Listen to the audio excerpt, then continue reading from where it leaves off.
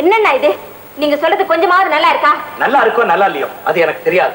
என் கல்யாண இன்விடேஷன் பிரபாகர் கொடுக்க மாட்டேன். அந்த நன்றி கட்டவே என் கல்யாணத்துக்கு வரவும் கூடாது. மனஸ்தாபத்தினால பிரிஞ்சு போன குடும்பங்கள் கூட ஒரு கல்யாணத்தினால ஒன்னா சேரது உண்டு. நீங்களும் பிரபாகரும் இந்த கல்யாணத்தினால அவன் பேச்சையே என்கிட்ட எடுக்காது. அண்ணா, உங்க 2 பேருடைய சிநேகமும் அவ்வளவு சுலபமா மறைஞ்சிடாது. ஐயோ, நீ என்ன சொல்ற? எங்க 2 பேருக்கும் விரோதமே இல்லைங்கிறியா? எனக்கு ஒண்ணுமே புரிய மாட்டேங்குது. அது கிடக்கட்டும் அண்ணா, எனக்காகவாவது உங்க கல்யாணத்துக்கு அவரை கூப்பிட்டே ஆகணும். அந்த கர்வம் பிடிச்சவன் என்ன சொல்லுவானோ? அண்ணா, என்னதான் விரோதமா இருந்தாலும் அது வளர்த்துக்கிறது நல்லது இல்ல. இன்விடேஷன் பிரபாகர் கையில கொடுத்து கல்யாணத்துக்கு அவசியம் வந்தே ஆகணும்னு சொல்லிட்டு வாங்க. நீ போய் சொல்லு. உங்க தங்கைக்காக இது கூட செய்ய மாட்டீங்களா? சரிம்மா, உனக்காக போறேன். கண்டவனை எல்லாம் கல்யாணத்துக்கு கூப்பிட வேண்டியிருக்கு.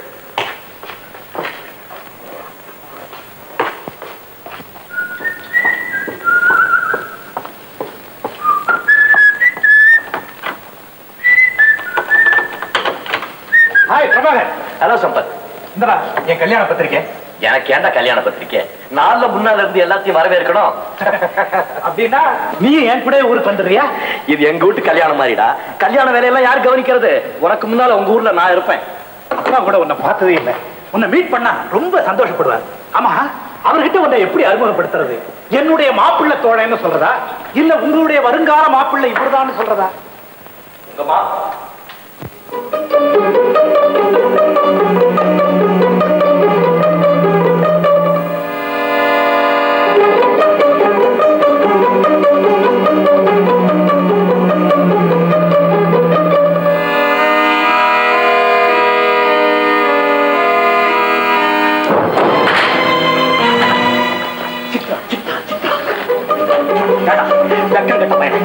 ரூம்குள்ள வரது உனக்கு கால் குத்துல ரோஷன் கட்ட போயிடும். நான் ஒண்ணு உன்னை என் கல்யாணத்துக்கு அடைக்கணும் சொன்னாதான் பத்திரிகை எடுத்துட்டு வந்தேன். உன் கல்யாணம் நடக்கிற ஊரு பக்கமே கால் வைக்க மாட்டேன். வந்தீங்கன்னா காலை வெட்டி விடுவேன். உடனே எடுத்துடுவான் படவா. என்னைக்கு இருந்தாலும் என் கையால் தான் உனக்கு சாவு. நான் தான் உனக்கு யமன். என் மேல இவ்வளவு விரோதம் பாராட்ட நீ வெட்கமான இருந்தா என் தங்கச்சியை காதலிக்குமா? பெரிய தங்கச்சி ஊர்ல இல்லாத ரம்ப. நான் ரோட்ல நடந்து போன 1000 பொண்ணுங்க பின்னாலே வருவாடா. உன் தங்கச்சி தான் பின்னாலே சுத்தா. என் தங்கை பத்தி ஏதாவது பேசுனேன் தொலைச்சு விடுவேன். 1000 தடவை சொல்ல வேண்டாம். நீ ஒரு கிறுக்கு பையன். உன் தங்கச்சி ஒரு பைத்தியக்காரி. பேய் பிசாசு இன்னும் நல்லா வாயில வருது. இந்த எடுத்துட்டு ஓடுவோம். எதுக்கு வேண்டாம் போ. அகம்பாவம் பிடிச்ச ராஸ்கல். நீ என் தங்கையை மறக்க வேண்டியதாண்டா. உன் தங்கையை எப்பவும் மறந்தாச்சு. எவன் தலையிலேயாவது கொண்டுட்டு போய் கட்டு. மறுபடியும் நின்று பேசிட்டு இருந்தேன் குறவை நெரிச்சு கொண்டு விடுவேன். என்னைக்கு இருந்தாலும் என் கையால தாண்டா உனக்கு சாவு. நான் தாண்டா உனக்கு யமன். அயோக்கிய பேனே, துரோகி, இடியட், ராஸ்கல். அவன் போயிட்டாடா. ஏன் மறுபடியும் வைக்கிற? எப்படி என் கோவம்? கோவமா? சான்ஸ் கிடைச்சாலும் கிடைச்சது. கண்டபடி திட்டிட்டேடா. நீ மட்டும் என்னடா கொலை பண்ணிடுறேங்கிறிய?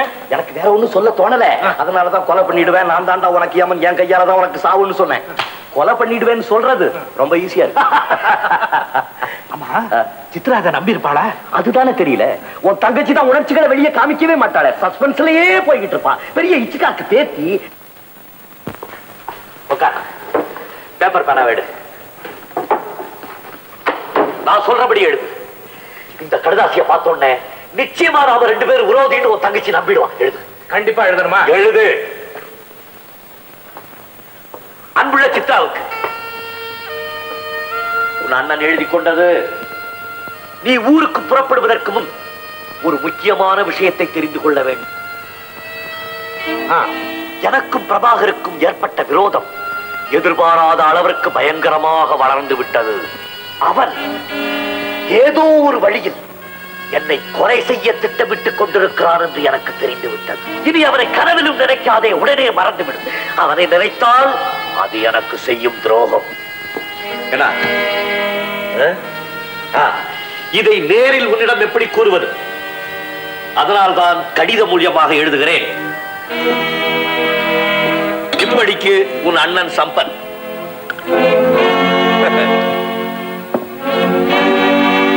என்கிட்ட பந்தயம் போடுறவன் தங்கச்சி பார்த்துக்கிறேன் ஒரு கை.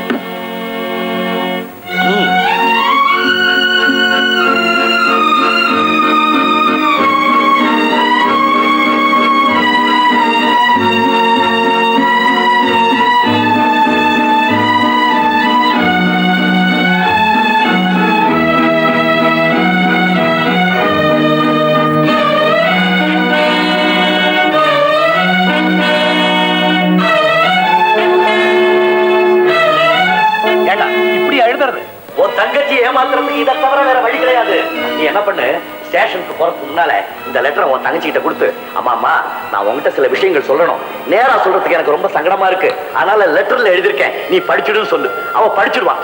நான் என்ன பண்றேன், டிரைவர் மாதிரி ட்ரெஸ் பண்ணிக்கிட்டு நம்ம கோயிந்த கார் எடுத்துக்கிட்டு உங்களை ஸ்டேஷனுக்கு கூட்டிட்டு போறதுக்காக வரேன். அதுக்குள்ள உன் தங்கச்சி லெட்டரை படிச்சுட்டு என்ன கண்ணா ஆகுனான்னு திட்டிக்கிட்டு இருப்பான். உன் தங்கச்சி என்ன திட்டுறதை என் காதார கேட்கணும். ஸ்டேஷனுக்கு போனோடனே நீ ரயில்ல ஏறிடு, நானும் பின்னால வந்துடுறேன். நாம 2 பேரும் ஜாலியா பேசிக்கிட்டு இருக்கிறத பார்த்து, ஓஹோ நம்மளை ஏமாத்துறதுக்கு தான் இப்படி எல்லாம் பிளான் போட்டுருக்காங்கன்னு உன் தங்கச்சி புரிஞ்சுக்குவா. பந்தயத்துல தோத்துருவா, மோதிரத்தை கட்டி கொடுத்துருவா. Okay okay. ஆனா என் தங்க பந்தயத்துல தோத்து போறாளே நினைச்சாதான் எனக்கு வருத்தமா இருக்கு. மலையா, நான் சொல்றபடி நீ கேளு. கல்யாணம் முடிஞ்ச உடனே உன் தங்கச்சி சொல்றபடி நான் கேட்க போறேனே. அதான் தெரியுமே. இந்த தடவை கரெக்டா லெட்டர் கொடுத்து ஒரு தங்கச்சியை நம்ப வைக்கல, ஹாஸ்டல் விட்டு வெளியே வர முடியாது. பல்ல உடச்சுட்டு படம் வந்தாங்க. என்ன ரெடியா? ரெடிமா. கையில என்ன கவரு? உனக்கு தாமா ஒரு லெட்டர் எழுதியிருக்கேன். எனக்கு லெட்டர் எழுதிருக்கீங்களா? ஆமா, உங்ககிட்ட சில விஷயங்களை நேர்ல சொல்றதுக்கு கூச்சமா இருந்தது, அதான் லெட்டர்ல எழுதியிருக்கேன். கண்டிப்பா இதை ஒன்ன தவிர வேற யாரும் பார்க்க கூடாது. ட்ரெயின்ல ஏறதுக்கு முன்னாடி படிச்சிரு, படிக்காம இருந்துடாத. ஹாய் சித்ரா, நீ இன்னும் பரப்பல? கைக்கு நேரம் ஆயிடுச்சு. சித்ரா, என் ஃப்ரெண்டு கோவிந்த டிரைவரையும் காரையும் அனுப்புறேன்னு இருக்கான். நீ ஸ்நேகிதங்களை எல்லாம் பேசி அனுப்பிச்சிட்டு ரெடியா இரு. நான் ரூமுக்கு போய் பெட்டி படுக்கையெல்லாம் எடுத்துட்டு வந்தேன். எங்க அண்ணா கல்யாணத்துக்கு நீங்க எல்லாம் கண்டிப்பா வரணும். அவசியம் வரோம். எத்தனை மணிக்கு ட்ரெயின்? சேலத்துக்கு எத்தனை மணிக்கு வருது? ஸ்டேஷனுக்கு வண்டி அனுப்புறியா? ஒண்ணுமே சொல்லாம கல்யாணத்துக்கு வாங்கன்னா எப்படி? எல்லாம் விவரமா சொல்றேன் கேளு. அடுத்த வாரம் கல்யாணம், நீங்க எல்லாம் ஒன்னா வாங்க. ஸ்டேஷனுக்கு வண்டி அனுப்புறேன். எப்படி? உன் தங்கச்சியோட மோதிரம் இன்னைக்கு என் கைக்கு வரப்போகுது. நீ வேணா பாரு, இன்னையில இருந்து என்னுடைய வாழ்க்கையிலேயே ஒரு புது திருப்பம் ஏற்பட போகுதுடா. வர்ற வர்ற வர்ற வர்ற.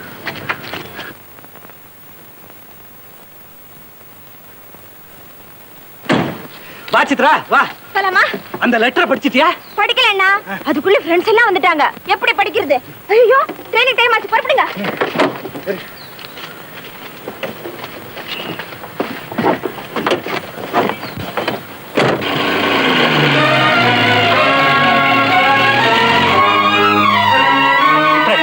அந்த லெட்டரை படியம்மா. ஏன்னா அந்த லெட்டர்ல அப்படி என்னதான் எழுதிருக்கீங்க? நேர சொல்ல முடியாம தானே லெட்டர்ல எழுதிருக்கேன். படிங்க. இப்ப என்னால படிக்க முடியாது. அந்த லெட்டரை படிக்க போறியா இல்லையா? முடியாது முடியாது. Please please. சரி, படிச்சு தொலைக்கிறேன்.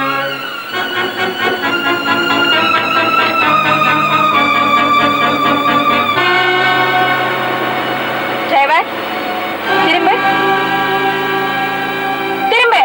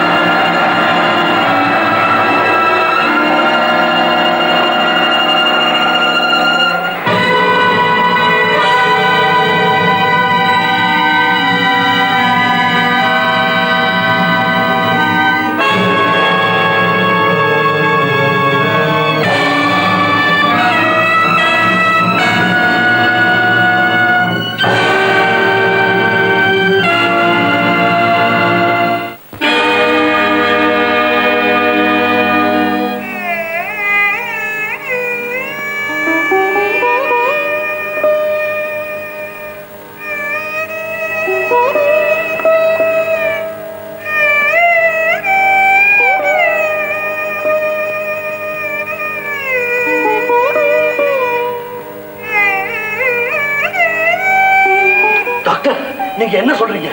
பெரிய டாக்டர் கொஞ்சம் டெவலப்மெண்ட்ஸ் எதிர்பார்த்தார், நடக்கல. அப்படியானா என் மக சித்ராவுக்கு கண் பார்வை திரும்ப வரும் நிச்சயமா சொல்லவே முடியாதா? கொஞ்சம் பொறுத்ததான் எதையும் நிச்சயமா சொல்ல முடியும்.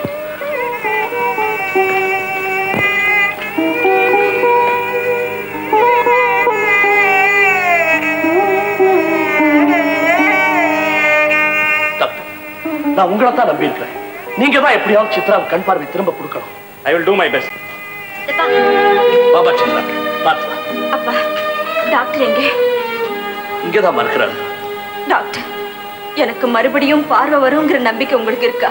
இது கொஞ்சம் காம்ப்ளிகேட்டட் கேஸ் தான். கொஞ்ச நாள் கழிச்சு மறுபடியும் டெஸ்ட் பண்ணணும். கண்ணில் நான் எதிர்பார்க்கிற டெவலப்மெண்ட்ஸ் வந்தா ஆபரேஷன் பண்ணி குணப்படுத்திடலாம். இல்லைன்னா ஒன்றும் செய்யறதுக்கு இல்லை. அப்பா, அண்ணன் கூட பிரபாகர் சண்டை போடும்போது நான் மறைஞ்சிருந்து கேட்டுக்கிட்டு தாப்பா இருந்தேன். நம்ம குடும்பத்தையே நாசமாக்கி நாம கஷ்டப்படுறது பார்த்தாதான் அவருக்கு சந்தோஷம்னு சொன்னாரு. அந்த திட்டத்துல தான் அவன் ஜெயிச்சுட்டானம்மா.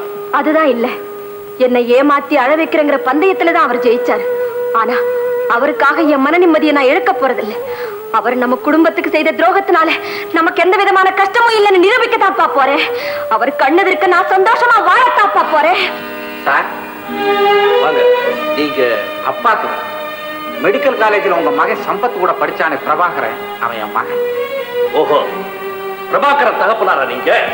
சார், என் மகன் கார் ஓட்டும் போது நடந்த விபத்துல உங்க மகன் இறந்தது உங்க மகளுக்கு கண்ணு தெரியாம போனது எனக்கு தெரியும். அதுக்காக வருத்தம் தெரிவிச்சுட்டு போலான்னு வந்தேன். அந்த விபத்து நடந்தது ரொம்ப துரதிர்ஷ்டம் சார். விபத்து அப்படி சொல்லி நீங்க ஊரை ஏமாத்தலாம், இதுல ஏமாத்த முடியாது. என்னம்மா சொல்ற? புரியலையா? என் மகன் சம்பத்து மேல ஏற்பட்ட விரோதத்தினால உன் மகன் பிரபாகரன் திட்டம் போட்டவனை கொலை செய்திருக்கிறான். என்னது? ஒண்ணுமே தெரியாத மாதிரி கேக்குறீங்களா? என் மகனை கொலை செஞ்சும் என் மகளுடைய கண்களை குருடாக்கி இன்னும் உன் மகன் திருப்தி அடையலையா? இப்ப என்ன அக்கிரமம் செய்யறதுக்கா உங்களுக்கு அனுப்பிச்சு வச்சிருக்கான்? என்னய்யா உளறீங்க? அனாவசியமா கொலை இல்லைன்னு பேசாதீங்க. என்ன செய்யறது? எங்களால கொலையை பத்தி பேசத்தான் முடியுது. உங்க மகன் மாதிரி செஞ்சு காட்ட தெரியாது. ஏம்மா, போலீஸ்ல விபத்துன்னு தீர்மானமானதை கொலைன்னு சொன்னா யாராவது நம்புவாங்களா? நம்ப மாட்டாங்க. அந்த தைரியத்துல தான் நீங்க இப்படி பேசுறீங்க. அவங்க ரெண்டு பேருக்கு ஏற்பட்ட விரோதத்தையும் அவன் கையாலதான் என் மகனுக்கு சாவுன்னு சொன்னதையும் எங்களால நிரூபிக்க முடியாதுதான். உங்க மகன் பெரிய சாமர்த்தியசாலிங்கிறது நாங்க நல்லா புரிஞ்சுக்கிட்டோம். எங்க அண்ணனை ஏமாத்தி டிரைவர் மாதிரி இருந்து கார் ஓட்டி தான் மட்டும் உயிர் தப்பி எங்க அண்ணனை கொலை செஞ்சாரே, இது சாதாரண விஷயமா? ஐயோ, நீங்க ரெண்டு பேரும் ஏன் இப்படி பேசுறீங்கன்னு என்னால புரிஞ்சுக்கவே முடியல. தன்னாலதான் இந்த விபத்து ஏற்பட்டதுன்னு என் மகன் வேதனையால செத்துக்கிட்டு இருக்கான். நீங்க அவனை புரிஞ்சுக்கவே இல்லை. உண்மைதான். அவரை நல்லா புரிஞ்சுக்கிட்டு இருந்தா நாங்க யாருமே அவர்கிட்ட நெருங்கி இருக்க மாட்டோம். சித்ரா, அவன் ஒன்னையே நினைச்சு வருத்தப்பட்டுக்கிட்டு இருக்கான். ஏன் எங்க அண்ணனோடு நானும் போகலையேன்னு வருத்தப்படுறாரா? இல்ல, நீ ஆத்திரத்துல பேசுற. உங்க மகன் மாதிரி ஆணவத்துல பேச எனக்கு தெரியாது சார். ஒரே ஒரு முறை அவனை இங்க வர அனுபவிச்சீங்கன்னா அவன் எல்லாத்தையுமே தெளிவாக்கிட்டு போயிடுவான். அவனை இந்த வீட்டு வாசப்படியை மதிக்க விட்டா இந்த வீட்டையே நாசம் பண்ணிட்டு தான் வெளியே போவான். அப்பா, இவரை முதல்ல வெளியே போக சொல்லுங்க. பிரபாகர் சம்பந்தப்பட்டவங்க யாருமே இங்க வரக்கூடாது. வீடு தேடி வந்தவன் இப்படி மனசு நோக வைக்கிறது அவ்வளவு நல்லதில்லை. இதயத்தை தேடி வந்த ஒரு பெண் மனசை உடைச்சு அனுப்பினாரே ஒரு பெரிய மனுஷன், அவரை பெற்றவர் கேட்கிற கேள்வியா இது? என்னைக்காவது ஒரு நாள் என் மகன் நிரபராதிங்கிறத நீங்க நல்லா புரிஞ்சுக்குவீங்க. மிஸ்டர் அப்பாதுரை, உங்க மகன் நினைச்சதை சொன்னதை செஞ்சு காட்டிட்டான். ஏன் இன்னும் பேன பேசிக்கிட்டு இருக்கிறீங்க? வெளியே போங்க. Get out.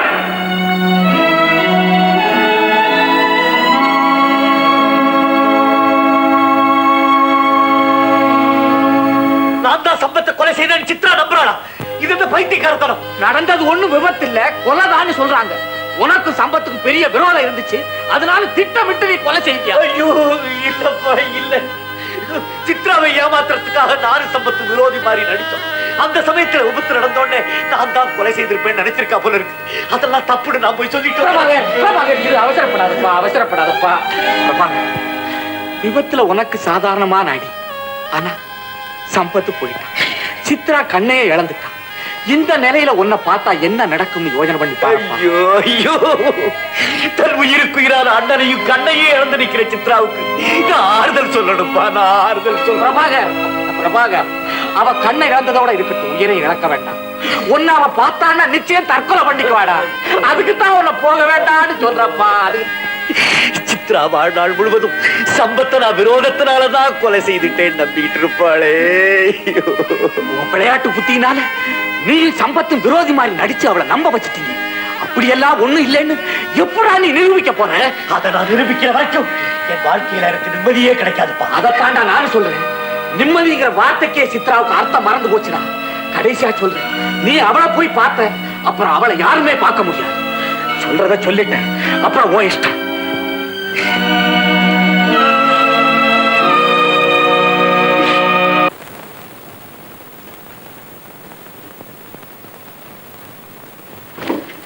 Good morning sir. அடடே வணப்பா கிரி. சௌக்கியமா? ஆமா, உன் பத்திரிக்கை தொழில்லாம் எப்படி இருக்கு? அந்த தொழிலை விட்டேன் சார். இப்ப என்ன தொழில் பண்ணிட்டு இருக்க? ஒரு சினிமா ஸ்டாருக்கு ஹஸ்பண்டா இருக்கேன். அதையே தொழிலா வச்சுக்கிட்டியோ? அதுவும் நல்ல தொழில் தான். சார் இவதான் என் ஒய்ஃப், சினிமா நடிகை கிரிஜா. யாரான இயாளு? என்னது ஈயாளு எறும்பாளு? அது இல்ல சார், அவன் மலபார்ல இருந்து வந்து தமிழ் படத்துல நடிச்சுட்டு இருக்கா. இந்த அம்மா சினிமாவில என்ன வேஷம் போடுறாங்க? எந்த வேஷமா இருந்தாலும் விட மாட்டாளே. അങ്ങനെ ഇല്ല, വളരെ സീരിയസ് റോൾ தான் ഞാൻ போடுறது. ஹீரோயின் அலர்ற சீரியஸ் ரோல். இந்த தமிழை வச்சுக்கிட்டு கதாநாயகி வேஷம் வேறையா? படம் உருப்பிட்ட மாதிரி தான். தமிழ்னு அடிச்சுக்கிறாங்களே, இங்கதானே இருக்குது தமிழ். சார் இவ படங்களை ஒழிக்கணும்னு எவ்வளவோ பேர் ட்ரை பண்ணாங்களே, ஒண்ணும் முடியல. ஆமா, எதுக்கு இவ படத்தை ஒழிக்கிறது? ஏன்? ஆபாச போஸ்டர் ஒழிப்பு சார். இவ இல்லாத ஆபாச போஸ்டரே கிடையாது. எந்த ஆபாசம்? அது கொலை. எங்க கொலை? எங்க கொலை? சார் இருக்கு சார், அது ஒண்ணு இல்ல, அது கலை. இவ கரெக்டா அது கொலைன்ற. சார் எங்க கதை கிடக்கட்டும், பிரபாகர் எங்க ஆக்சிடென்ட்க்கு அப்புறம் எப்படி சார் இருக்கான்? உடம்பு குணமாயிடுச்சு, ஆனா மன வேதனைப்பட்டுக்கிட்டு இருக்கான். ஏன் சார்? விவரமா சொல்ற. நீ வந்தது ஒரு வேளைக்கு நல்லதா போச்சப்பா. நீ அவனோட கொஞ்ச நாளைக்கு இருந்தீன்னா அவன் கொஞ்சம் சந்தோஷமா இருப்பான். அவனை நீ ஒண்ணும் கேட்டுடாத. வா, அவனை போய் பார்க்கலாம். பிரபாகர், கிரி வந்திருக்கான். என்ன ஆசையா கூப்பிட்டா பத்தியா? இவதான் கிரிஜா, என் ஹஸ்பண்ட். இது வந்து என் ஒய்ஃப். கல்யாணமே பண்ணிக்கிட்டேன். இனிமே வருத்தப்படாது. இதுக்கு என்னமோ கல்யாணம் நடந்து போச்சு, தலை விதி எவரை விட்டுது. அது போட்டான் பிரபாகர். அப்படி வந்தேன், ஒன்னையும் பார்த்துட்டு போலான்னு வந்தேன். நான் ஹோட்டல்ல போய் தங்கிக்கிறேன். ஏன்னா உங்க வீட்டுல தங்கி உங்களை எல்லாம் அனாவசியமா தொந்தரவு செய்யறதுக்கு எனக்கு விருப்பம் இல்லை. என்கிட்ட எப்பவுமே அது ஒரு பிரின்சிபல். நம்மளால யாருக்கும் அனாவசியமா ஒரு ட்ரபிளும் இருக்க கூடாது. நம்ம ஹோட்டலுக்கே போயிடுவோம், வீட்டுல தங்க வேண்டாம். பத்தியா என்ன கோவம் வருது பத்தியா அவனுக்கு? ஒரு வார்த்தை பேசுறேன் பத்தியா, ஹோட்டலுக்கு போறேன்னு விட மாட்டானே. நம்ம வீட்லயே தான் தங்கணும், அப்பதான் அவனுக்கு திருப்தி. அது என்ன லெட்டர்? இருமா பார்த்து சொல்றேன்.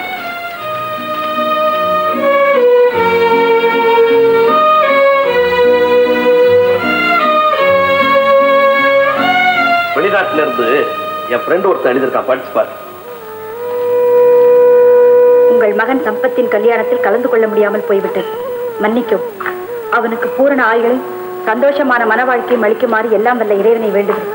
முட்டாள், எப்ப என்ன எழுதுறதுன்னு கூட தெரியல. அவரை நொந்துகிட்டு என்னமா பிரயோஜனம்?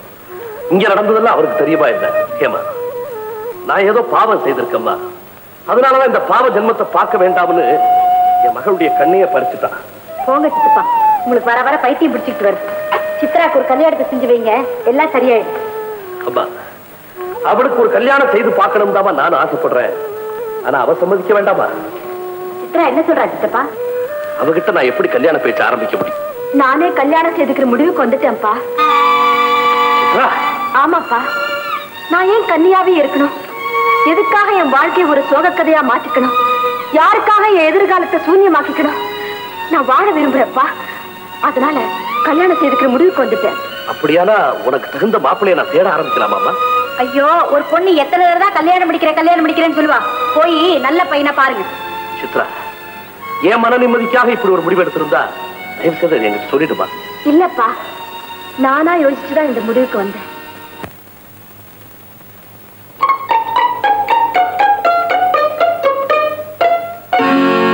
அப்பா, சேலத்துல இருக்கிற கண்ணாஸ்பத்திரி பெரிய டாக்டர் சுந்தரத்துக்கிட்ட நான் அசிஸ்டண்டா போகலான்னு முடிவு பண்ணிருக்கேன். எங்க காலேஜ் ப்ரொஃபசர் சுந்தரத்தை எனக்கு இன்ட்ரோடியூஸ் பண்ணி சிபாரிசு லெட்டர் கொடுத்திருக்காரு. நானும் ஏதாவது செய்தாதான் என் மனசுக்கு நிம்மதியா இருக்கும். இப்ப டாக்டர் சுந்தரத்தை பார்க்க தான் நான் போறேன்.